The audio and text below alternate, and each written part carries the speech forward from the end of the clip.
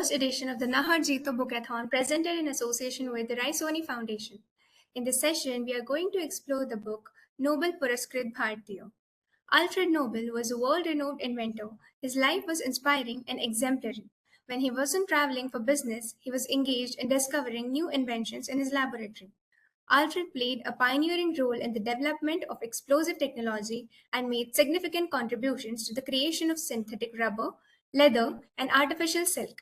He passed away on December 10, 1896, in San Remo, Italy. He surprised everyone as he decided to dedicate his entire fortune to awards in physics, chemistry, physiology, or medicine, literature, and peace, leading to the establishment of the Nobel Foundation. The Nobel Prize amount is about 75 million rupees. Being honored with a Nobel Prize is a matter of pride and honor for anyone. This book introduces the achievements of distinguished Indians or people of Indian origin whose talents and abilities have been acclaimed worldwide, making every Indian proud.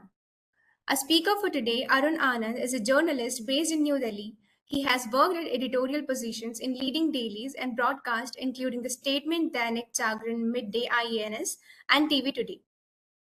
Arun has been tracking the Rashtriya Swayamsevak Sangh (RSS) and is the author of the book Know About RSS. He has also translated 4 books from English to Hindi, including Barack Obama's Audacity of Hope. Our moderator for today, Dr. Vinay Nalva, is a writer and columnist known for her works Blood in the Sea, The Dark History of Hindu Operation in Goa, and Ram Janmabhoomi, Truth, Evidence, Faith. With a deep interest in research, Dr. Nalva focuses on the historical context of sociology, exploring how human actions and consciousness both shape and are shaped by cultural and social structures. She holds a master's in social work and a PhD in sociology. Dr. Nalva has served as a senior fellow at Vichar Vinmay Kendra, a Delhi-based NGO, and is currently the media team leader of the Global Hindu Temple Network. Over to the moderator to take the session forward. आपका बहुत बहुत स्वागत है और मेरा पहला प्रश्न है कि इस पुस्तक को लिखने का उद्देश्य क्या है? देखिए, इस पुस्तक को लिखने का एक तो सबसे पहले आपका बहुत बहुत धन्यवाद मुझे यहाँ बुलाने के लिए और इस पुस्तक पर चर्चा करने के लिए। इस पुस्तक को लिखने का तात्पर्य ये है कि जो हमारी युवा पीढ़ी है और जो किशोरावस्था में, बाल्यावस्था में जो हमारे यहाँ पर एक India is a young country कहा जाता है, तो क्या रोल मॉडल्स हमारे सामने होने चाहिए। हम अक्सर देखते हैं कि बॉलीवुड के या और कुछ ऐसे क्षेत्रों के या बिजनेस के अंदर भी जो है वो रोल मॉडल्स जो है वो स्थापित किए जाते हैं, लेकिन इन विशिष्ट क्षेत्रों में काम करके, जैसा आपने कहा कि कैसे सामान्य से असामान्य बना जा सकता है, तो उसकी दृष्टि से जो है वो कैसे रोल मॉडल हमारी जो है वो पीढ़ी के सामने होने चाहिए, हमारी आज की जनता के सामने होने चाहिए। तो ये उन रोल मॉडल्स को जो है वो एक स्थापित करने के उद्देश्य से भी पुस्तक लिखी गई। इसके अलावा अगर हम देखेंगे तो हमारी जो पाठ्य पुस्तकें हैं उसमें कुछ एक या दो नोबेल पुरस्कृत भारतीयों के बारे में तो अक्सर चर्चा होती है, लेकिन बहुत से ऐसे नोबेल पुरस्कृत भारतीय हैं, खासकर जिन्हें की 1947 के बाद से मिला है या 1970 के दशक के बाद से जिनको नोबेल पुरस्कार मिला, उनके विषय में ज्यादा चर्चा नहीं है। और मुझे लगता है कि जो आज की जो पीढ़ी है वो उनसे काफी कोरिलेट कर सकती है, तो हमें उनकी कहानी जो है बताने की जरूरत है। और ये दूसरा, इस पुस्तक को लिखने का तात्पर्य यह भी था कि अक्सर जो है वो भारत के बारे में एक ये छवि बनाने का प्रयास किया गया कि हम सांप और सपेरों का देश है, या ज्यादा से ज्यादा अगर कहा जाता है तो अध्यात्म की दृष्टि से जो है वो भारत एक महत्वपूर्ण देश है। लेकिन विज्ञान, प्रौद्योगिकी, इन सब विषयों के अंदर, साहित्य जो है, तो इन सब विषयों के अंदर या समाज सेवा की भी बात करें तो इन सब विषयों के अंदर भी भारतीय बहुत अच्छा परफॉर्म कर रहे हैं और उल्लेखनीय योगदान दे रहे हैं पूरे एक जिसे आप कह सकते हैं कि एक सबल, सशक्त, एक इक्विटेबल, एक सामाजिक समरसता वाले वैश्विक समाज को बनाने में। तो इन प्रयासों को भी रेखांकित करने की जरूरत है ताकि हम अपनी जो विरासत है उसके ऊपर गर्व कर सकें। तो ये कुछ उद्देश्य थे जिसकी वजह से मैंने इस पुस्तक का लेखन किया। जी जी, मेरा अगला प्रश्न है कि अरुण जी, इसमें मुख्य बिंदुओं क्या थे आपके? उन पे प्रकाश डालिए। देखिए, इस पुस्तक को लिखने में एक तो इसकी जो भाषा है वो बड़ा मैंने सहज रखी है। दूसरा, इसको मैंने अकादमिक जगत की तरह जो है इस पुस्तक को नहीं लिखा है। ये पुस्तक सभी वर्गों के लिए जो है वो लिखी गई है। और इसके अलावा तीसरी इसकी जो है वो खासियत ये है कि इसमें मैंने थोड़ी सी कुछ ऐसी जानकारियां भी दी हैं जो कि सामान्य तौर पर इंटरनेट पर आपको जो है वो उपलब्ध नहीं मिलेंगी। और इसमें जो है कुछ मूल स्रोतों का जो है वो मैंने रेफरेंस भी दिया है। तो कुल मिलाकर ये जो पुस्तक है, इसको एक बड़े ही सहज भाव से आप कुछ ऐसी बातें उसमें बताने का प्रयास किया गया है जिससे कि लोग अपने नियमित जीवन में भी उतार सकते हैं। किस प्रकार से आप, जिसको आप बोलते हैं कंसिस्टेंसी के साथ, एक परसिस्टेंसी आप में होनी चाहिए। किस तरीके से आप हार्ड वर्क करते हैं। और इसमें मैंने जो है वो कोई बहुत अतिशयोक्तिपूर्ण बात जो है वो कहने का प्रयास नहीं किया। मैंने इसमें ये प्रोजेक्ट किया है कि ये एक सामान्य मानव है, कोई ऐसा नहीं है कि बड़ी ब्रिलियंट आईक्यू के साथ ये लोग जो है वो हैं। अक्सर क्या होता है कि जब हम रोल मॉडल्स की या अपने हीरोज की या ऐसे लोग जिन्होंने की जीवन में बड़ा उल्लेखनीय काम किया, जब उनकी बात करते हैं तो हम अतिरेक में चले जाते हैं। और जो सामान्य व्यक्ति है उसको ये लगता है कि अच्छा, ये तो एक तरीके से गॉड गिफ्टेड लोग थे, तो ये जो काम कर सकते हैं हम वो काम नहीं कर सकते। तो मेरा प्रयास इसके अंदर ये रहा है। और ये प्रयास इसलिए भी रहा है क्योंकि जब मैंने इनकी जीवनियों का अध्ययन किया, जब मैंने इनकी जीवन यात्राओं का अध्ययन किया, तो ये बड़ा स्पष्ट जो है वो बात सामने आई कि दो तीन खास बातें थी जो कि इन सभी के अंदर, जैसे आप कह सकते हैं कि मौजूद थी। जैसे आप कहते हैं कि कॉमन ट्रेड्स थे ये जो है। जैसे पहला, कि उनको जीवन में ये बड़ा स्पष्ट ये था कि उद्देश्य क्या है, करना क्या है जीवन के अंदर।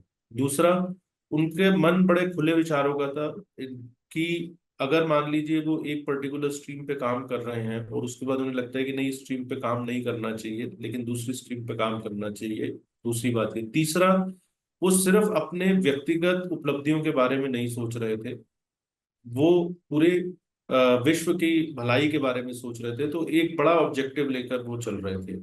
चौथा, कि लगातार जो है वो जो असफलताएं उन्हें मिल रही थी वो करते हुए, या वो अपने मंजिल तक नहीं पहुंच पा रहे थे, उन्होंने उसको बाधा नहीं बनने दिया, अपना मनोबल बनाए रखा। किस तरीके से खुद को मोटिवेट करना होता है, सेल्फ मोटिवेशन किस तरीके से होता है, तो ये भी एक जो है इन जो नोबेल पुरस्कार विजेता भारतीय हैं उनकी जीवनियों से स्पष्ट उभर कर आता है। और एक इसमें दिलचस्प बात ये भी है कि ये विभिन्न, जिसको आप कह सकते हैं कि सामाजिक और आर्थिक वर्गों के लोग हैं। और ऐसा नहीं है कि आप के पास अगर संसाधन की कोई कमी है तो उससे जो है वो आपको कोई जो है वो दिक्कत हो सकती है। तो ये सारे बिंदु इन सब लोगों की जीवन यात्राओं के बारे में जो चर्चा की है वो उभर कर आते हैं। कुल मिलाकर उद्देश्य यही था कि केवल एक पाठ्यक्रम की पुस्तकों की तरह, जैसे अक्सर होता है कि उसको आपने पढ़ लिया और उसको अपने जीवन में आप नहीं उतार रहे हैं।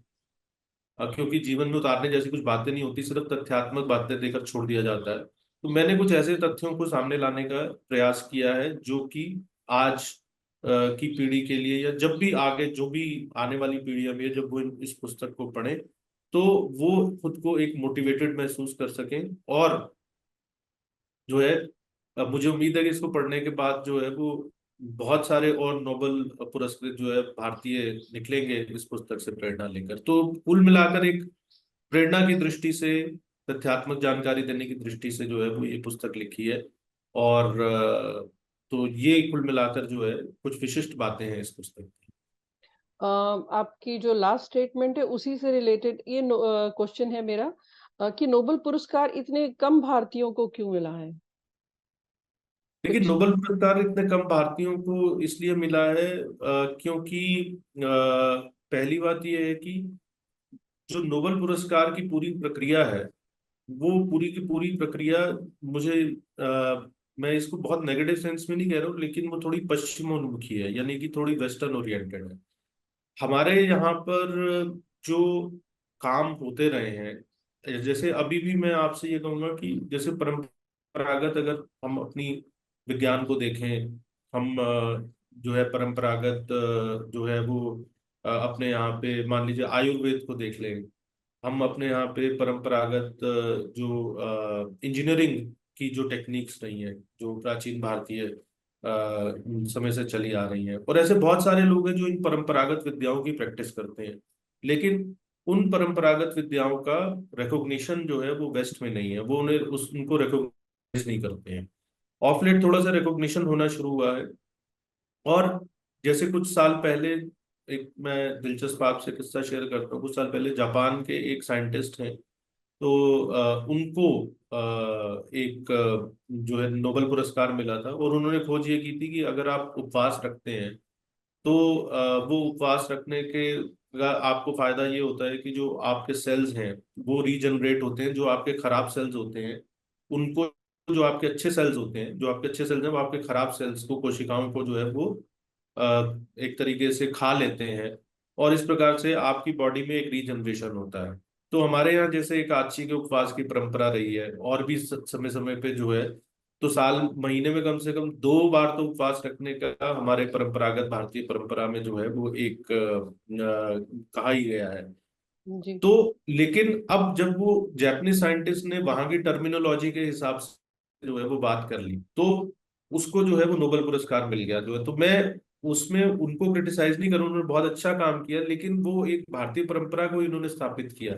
लेकिन वो भारतीय परंपरा जब भारतीय स्थापित कर रहे हैं, तो शायद वो जो टर्मिनोलॉजी चाहिए होती है, जो फ्रेमवर्क चाहिए होता है, तो वो वहां पर जो है मौजूद नहीं है। तो हम चाहे देखिए पूरी दुनिया में अभी पिछले करीबन 250 से 300 साल से, और खासकर पिछले आप करीबन 19वीं शताब्दी के बाद से अगर आप देखेंगे, तो चाहे वो साहित्य हो, चाहे वो विज्ञान हो, चाहे वो प्रौद्योगिकी हो, चाहे वो अर्थशास्त्र हो, ये सारे के सारे जो क्षेत्र है वो ऐसे हैं जिसमें कि जो वेस्ट ने जो पैराडाइम सेट किए हैं, जो वेस्ट ने फ्रेमवर्क सेट किए हैं, उन्हीं का जो है पूरी दुनिया के अंदर जो है वो रिकॉग्निशन होता है। और चूंकि ये इसकी जो ज्यूरी है, जो नोबेल पुरस्कार की, और इसकी जो पूरी प्रक्रिया है, जब तक वेस्ट उसको, वेस्टर्न कंट्रीज उसको, या वेस्टर्न कंट्रीज में जो इंटेलेक्चुअल्स हैं, जो इन्फ्लुएंसर्स हैं, जो इंटेलेक्चुअल या थॉट लीडर्स हैं, वो जब तक रिकॉग्नाइज नहीं करते हैं, तो वो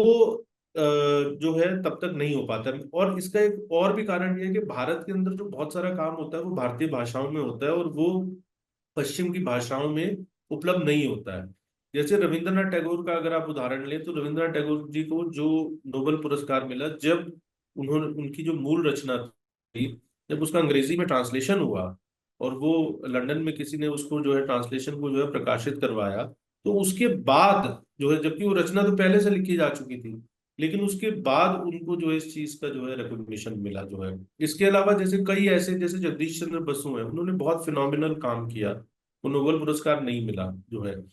कई ऐसी भी चीजें हुई जो भारतीय कर रहे थे जो है, अब मुझे नाम ध्यान नहीं है, जैसे कि विमान के बारे में ये कहा जाता है कि राइट ब्रदर्स ने सबसे पहले विमान बनाया, लेकिन अब इस बात का बिल्कुल क्लियर कट डॉक्यूमेंट्री एविडेंस है कि उनसे कुछ वर्ष पहले ही जो है वो एक भारतीय हैं, उन्होंने जो है विमान बनाकर और बाकायदा जो है उसकी उड़ान भी की थी।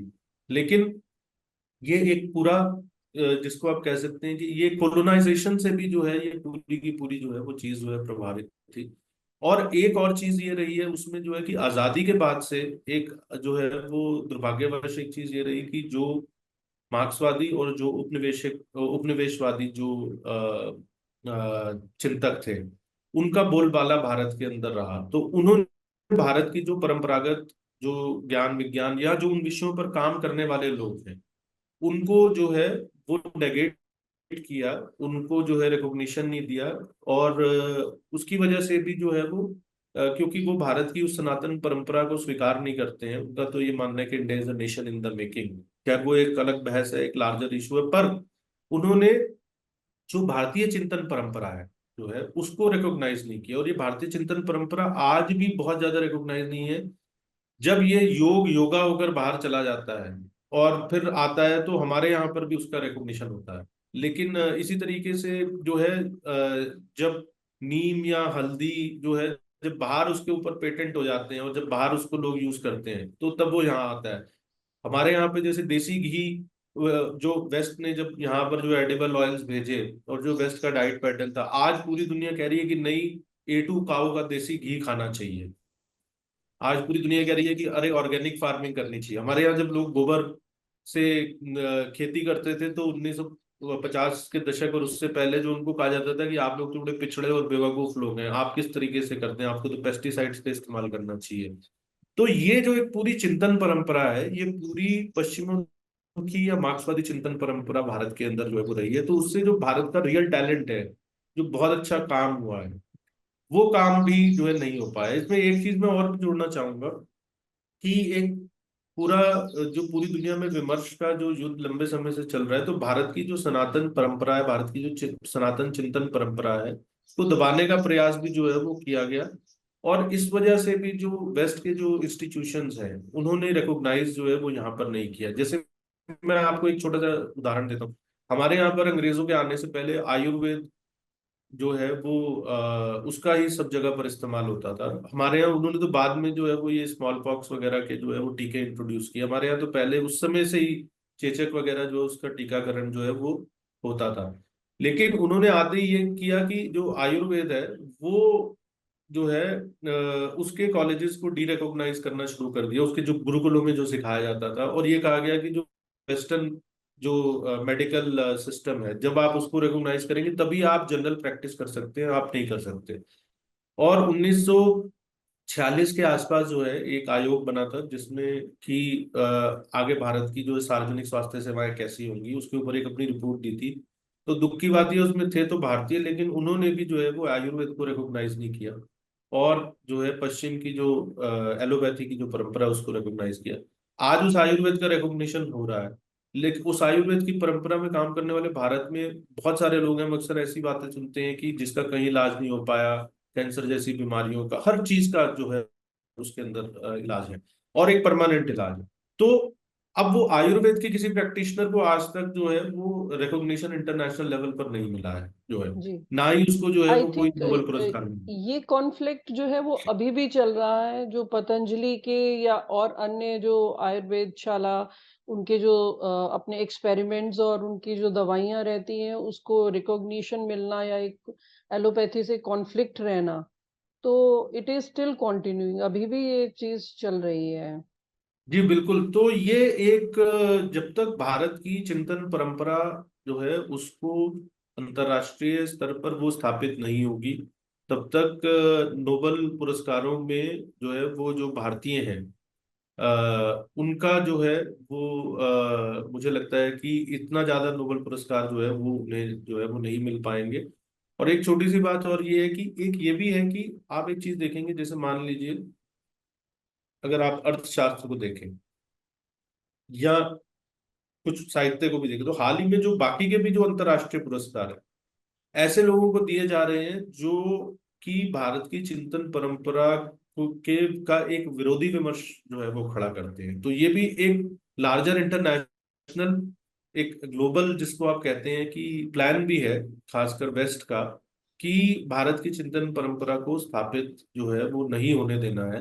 तो अब ये हमारे ऊपर है कि हम कितना जो है इस चीज के लिए प्रयास करते हैं।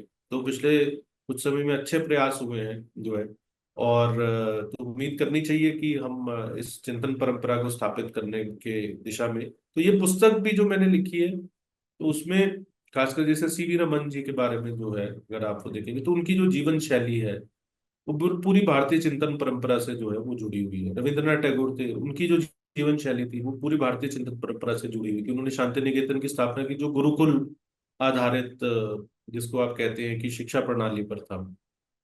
तो ऐसे बहुत सारे जो लोग हैं जिनको कि रिकॉग्नाइज जो है वो किया गया। इसमें कुछ कंट्रोवर्शियल भी हैं, जैसे मदर टेरेसा, मैंने उनका मेंशन किया है। तो मदर टेरेसा को लेकर चूंकि पुस्तक है, उनको माना जाता है, तो मुझे जो है उनके विषय में वो लिखना था। लेकिन हम जानते हैं कि मदर टेरेसा को लेकर जो है धर्मांतरण की उनके ऊपर जो है वो मतांतरण की जो है उनके ऊपर आरोप लगते रहे हैं। बीबीसी ने बाकायदा डॉक्यूमेंट्रीज बनाई है, मतलब ऐसा नहीं है कि हम सिर्फ भारतीय जो है वही उसको क्रिटिसाइज करते हैं। तो ऐसे लोगों को, अब भारत में ऐसे बहुत सारे संत हैं, बहुत सारे लोग हैं जो समाज सेवा के बहुत बड़े कार्य कर रहे हैं, जो मदर टेरेसा से भी बहुत ज्यादा बड़े कार्य थे जो है। तो ये पुस्तक इस दृष्टि से महत्वपूर्ण है कि ये भी पढ़ना चाहिए कि कुछ जगह पर जो है, जैसे मदर टेरेसा जैसे मामले में जो है वो नोबेल प्राइज मिला, लेकिन क्या वो नोबेल प्राइज मैंने तथ्यात्मक रूप से लिखी है तो मैंने टिप्पणी नहीं की है, पर ये पाठक जज करें कि क्या ये नोबेल प्राइज डिजर्व करती थी या नहीं डिजर्व करती, और क्या इसके बनिस्बत भारत में और ऐसे समाज सेवी या कुछ लोग नहीं थे जो डिजर्व करते थे इसको, जो है नोबेल प्राइज को। तो उम्मीद करनी चाहिए कि ये पुस्तक इस बहस को भी थोड़ा सा अगर बढ़ा सकेगी तो ये प्रयास सार्थक होगा। जी, जी, जी। तो जैसा आपने अभी बात की मदर टेरेसा की, तो क्या आपको लगता है कि नोबेल प्राइज़ को लेकर कुछ विवाद भी रहे हैं? और उनको हम कैसे देखें अगर हैं तो? जी, नोबेल प्राइज को लेकर विवाद रहे हैं। वैसे सबसे पहले तो मूलतः अगर आप देखेंगे तो अल्फ्रेड नोबेल जो है उनको लेकर ही विवाद रहे हैं, क्योंकि उन्होंने जिन विस्फोटकों का जो है वो आविष्कार किया जो है, उसका जो आदि में जो है वो काफी जो है वो इस्तेमाल हुआ। और खैर इसमें आप ये भी कह सकते हैं कि किसी भी चीज के जो है वो सदुपयोग भी किया जा सकता है, दुरुपयोग भी किया जा सकता है। लेकिन हाँ, समय समय पर जो है वो नोबेल पुरस्कारों को लेकर विवाद रहे हैं, क्योंकि जैसे मैंने कहा कि एक समस्या जो नोबेल पुरस्कारों के साथ ये है कि जो इसका सिलेक्शन प्रोसेस है वो ट्रांसपेरेंट नहीं है। तो जी, वो ट्रांसपेरेंसी ना होने की वजह से जो है वो कई बार ऐसा लगता है कि जिन लोगों को नोबेल पुरस्कार मिलना चाहिए था उन लोगों को नोबेल पुरस्कार जो है नहीं मिला। मैं ये नहीं कहूंगा कि जिनको मिला है वो डिजर्व नहीं करते थे, वो जरूर डिजर्व करते होंगे, बट शायद उनसे कहीं ज्यादा डिजर्विंग जो है वो लोग जो रहे। और जैसे मैंने आपसे बताया, जैसे जगदीश चंद्र बसु हैं, तो उन्होंने जो है जो रिसर्च किया वो बहुत, लेकिन वो शायद कम लोगों को मालूम होगा, वो भारतीय चिंतन परंपरा के साथ बहुत गहरे से जुड़े हुए थे। जी। इसी तरीके से जैसे रामानुजम है, उनका मैथमेटिक्स पे जो है वो बहुत कमाल का जो है वो काम वो रहा है। इसी तरीके से अगर आप स्पेस में देखेंगे, डॉक्टर विक्रम साराभाई हैं, डॉक्टर होमी जहांगीर भाभा है जो है, तो ये सब लोग हैं जिन्होंने की बहुत फिनोमिनल काम किया। समाज सेवा के मामले में तो हमारे यहाँ कोई कमी नहीं है, जो है कि लोग ऐसे ऐसे प्रोजेक्ट चला रहे हैं जिसमें कि लाखों लोगों को जो है वो उनकी सेवा हो रही है। तो तो अरुण जी, तो ये जो भारतीय पुरस्कृत भारतीय हैं, जो इनकी व्यक्तित्व और कार्यशैली में आपने कुछ समानताएँ भी देखी? जी, जैसे मैंने बताया आपको कि परसिस्टेंट है, हार्ड वर्किंग है, ऑब्जेक्टिव जी, बड़ा क्लियर है क्या करना है, और सबसे बड़ी बात यह है कि समाज के जो है कल्याण के लिए कोई ऐसा काम करना जिससे कि पूरे समाज का कल्याण हो सके, व्यक्तिगत उपलब्धि के लिए नहीं। तो ये एक सबसे बड़ी बात है जो कि शायद इस वजह से है कि ये एक भारतीय चिंतन परंपरा का ही रिफ्लेक्शन है कि मुझसे पहले मेरा परिवार और तेरे परिवार से पहले मेरा समाज। तो उस दृष्टि से हम तो कहते हैं वसुधैव कुटुंबकम का हमारा जो है हमेशा से जो है वो कहना रहा है। तो ये एक वो है, और असफलताएं जो है वो उनको डिमोटिवेट नहीं कर पाई। और एक और सबसे बड़ी बात है, जो काम वो कर रहे थे उसको बड़ा एंजॉय कर रहे थे। वो बहुत टफ भी हो सकता है, उसमें संसाधनों की कमी भी हो सकती है, but you have to enjoy what you are doing. आप सिर्फ इसलिए कि करना है तो उसके लिए करना है, तो उसमें फिर आप शिखर पर नहीं पहुंच सकते। और एंड एक और महत्वपूर्ण यू आर बात। Not successful at in your G first attempt, आप जी जी। ये भी है। और एक और महत्वपूर्ण बात यह है कि सफल होने के लिए ये नहीं कर रहे हैं, जिसको आप जी, बोलते हैं ना कि जर्नी इज द डेस्टिनेशन। उनके लिए जो काम वो कर रहे थे जो है, वही एक तरीके से पूजा था उनकी, जो है वही उनके लिए उद्देश्य था कि ये काम करते हुए जो है, और अंततः इससे कुछ ना, और हमेशा ऑप्टिमिस्टिक, आशावाद जो है। तो ये मुझे लगता है कि कुछ ऐसी उनकी कार्यशैली की खासियत है। जी, जी, जी।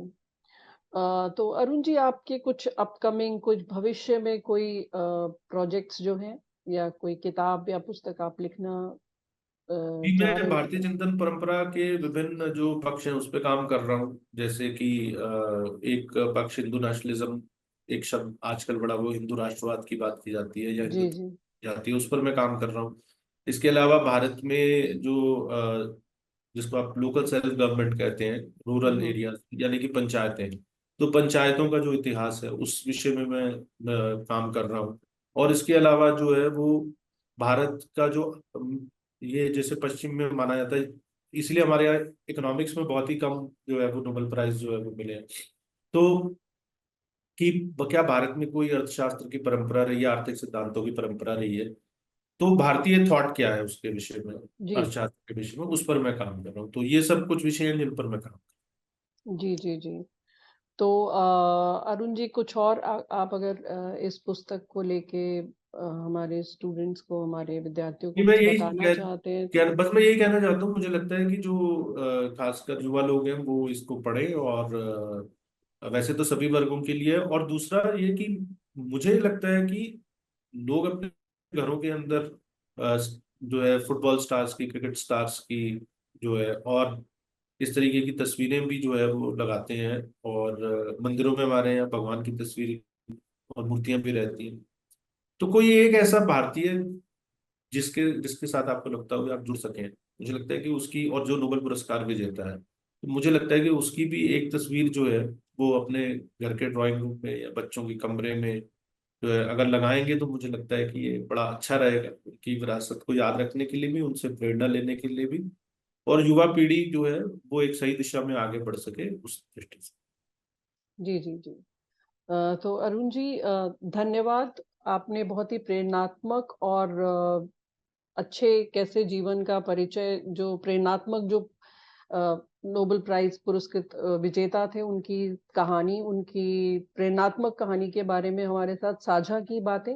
आपका बहुत बहुत धन्यवाद है, और आपकी आने वाली पुस्तकों के लिए बहुत बहुत शुभकामनाएं। बहुत बहुत धन्यवाद डॉक्टर। धन्यवाद।